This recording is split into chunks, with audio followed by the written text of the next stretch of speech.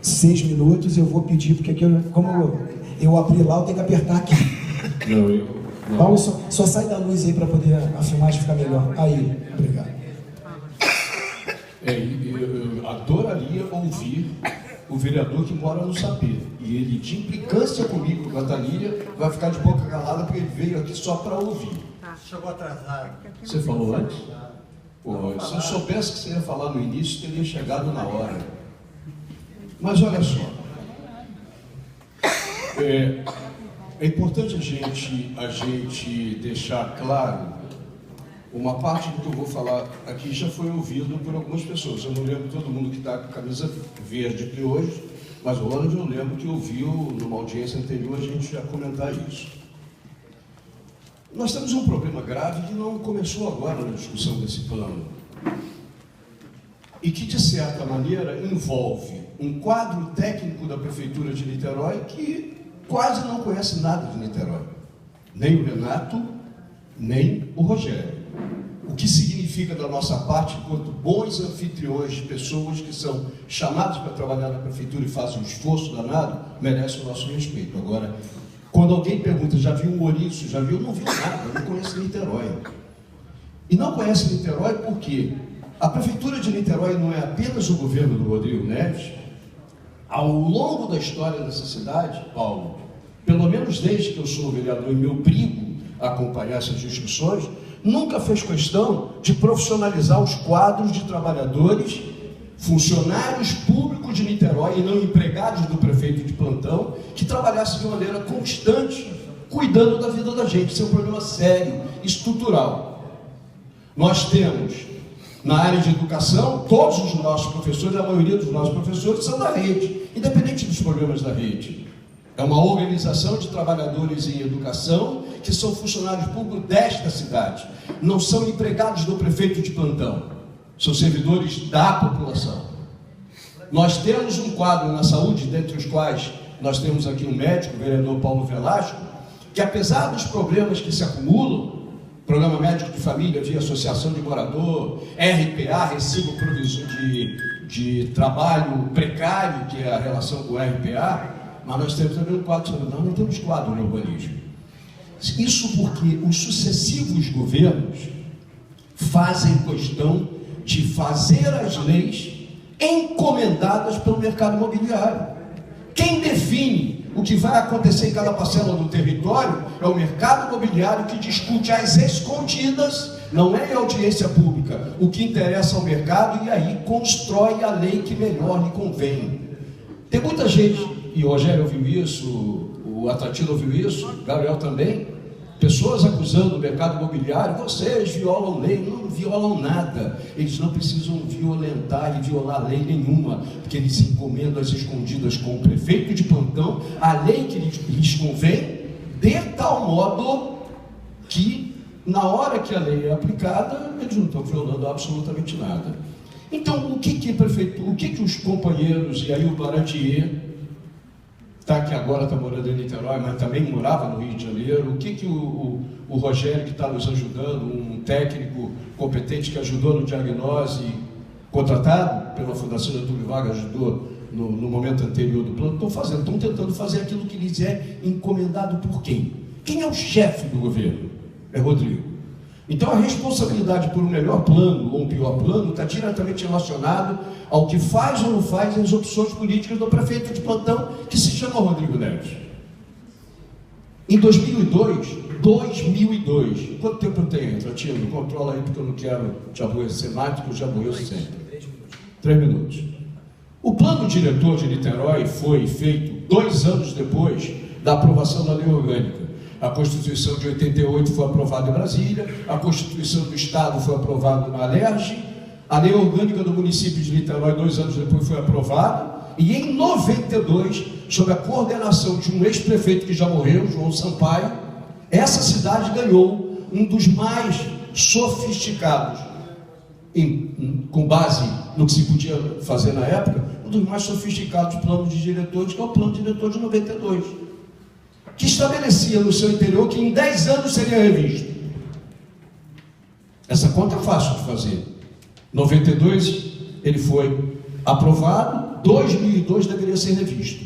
O Jorge Roberto queria ser candidato ao governo do Estado, se comprometeu com o mercado de fazer um plano diretor que consolidasse as aberrações dos bairros da Orla da Bahia, em especial Icaraí, Ingá e região das praias, e consolidou gabaritos vergonhosos para aquela região e não prometeu fazer a regularização da ocupação da região oceânica e preferiu, foi uma disputa do vereador Paulo Eduardo, de alguns poucos vereadores, de que nós não deveríamos fazer um novo plano para a Orla da Bahia e um plano para a região oceânica sem rever em 2002 o plano diretor. Mas os vereadores estão todos no bolso, entendam do jeito que vocês quiserem o que é vereador, está no bolso do prefeito, aprova o que o prefeito quer, qualquer que seja o prefeito.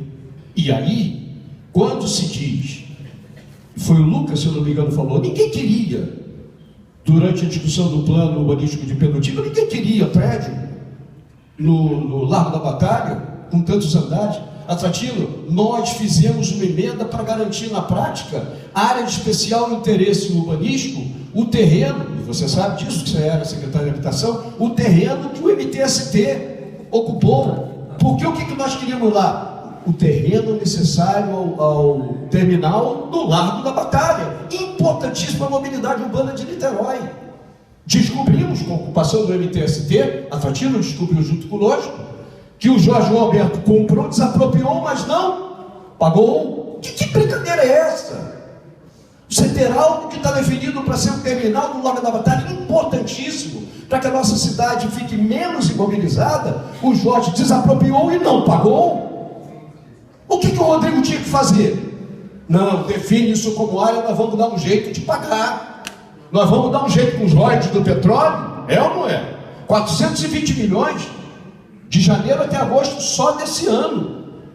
Põe aí, aprova-se área de especial interesse urbanístico terminal do Largo da Batalha, para que nós pudéssemos usar uma grana, desapropriar e transformar em propriedade pública algo que é vital. Não tem plano de mobilidade.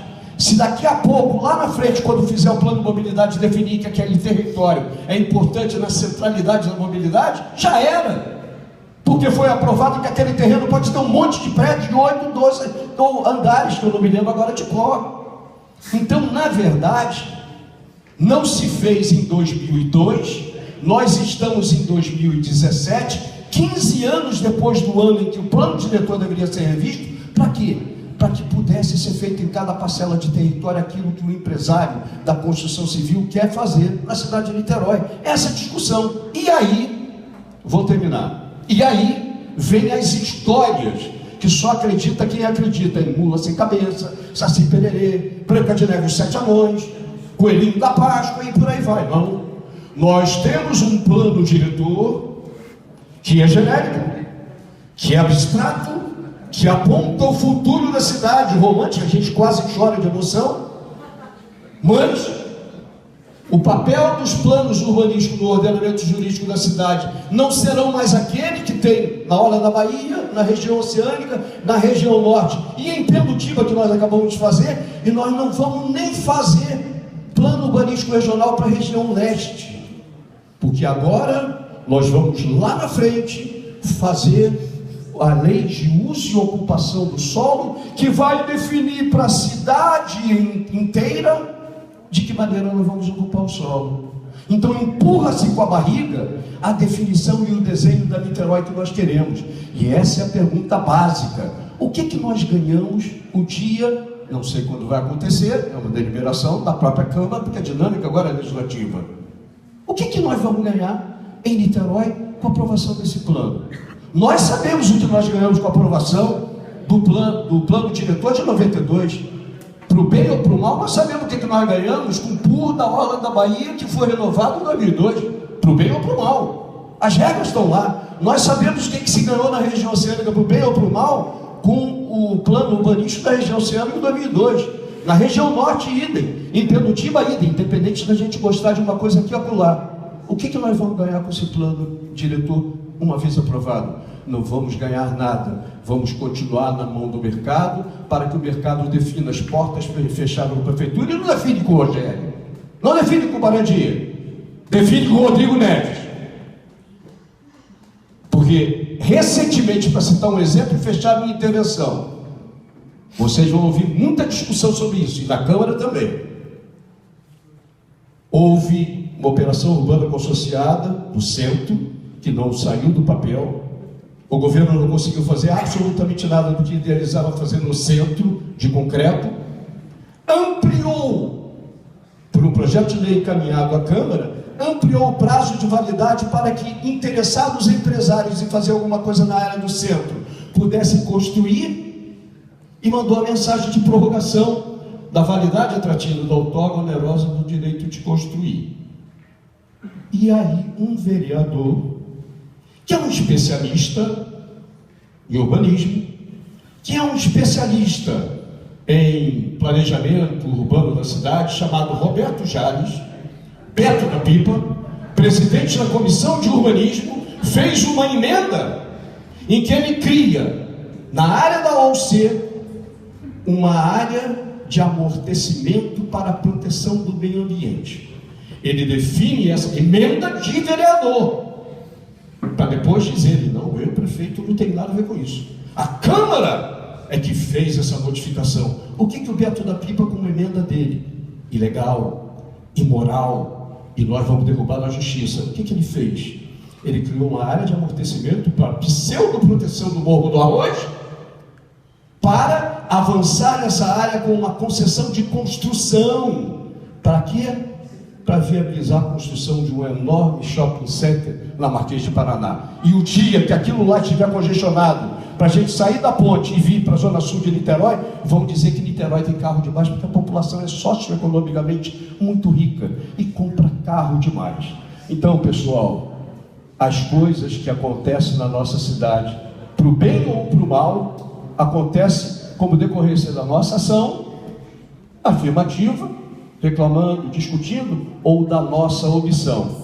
E a Niterói que nós queremos, incluindo o sapê que nós queremos, depende diretamente do volume de grito que a população organizada, e organizando como vocês estão e anunciaram aqui, se organizando e gritando, cobrando a cidade que a gente quer, e não a cidade que alguns que olham o espaço do território como objeto de negócio, seja uma cidade em que a gente tenha como prioridade a proteção da vida das pessoas. Obrigado, Paulo. Vereador Paulo. Palavra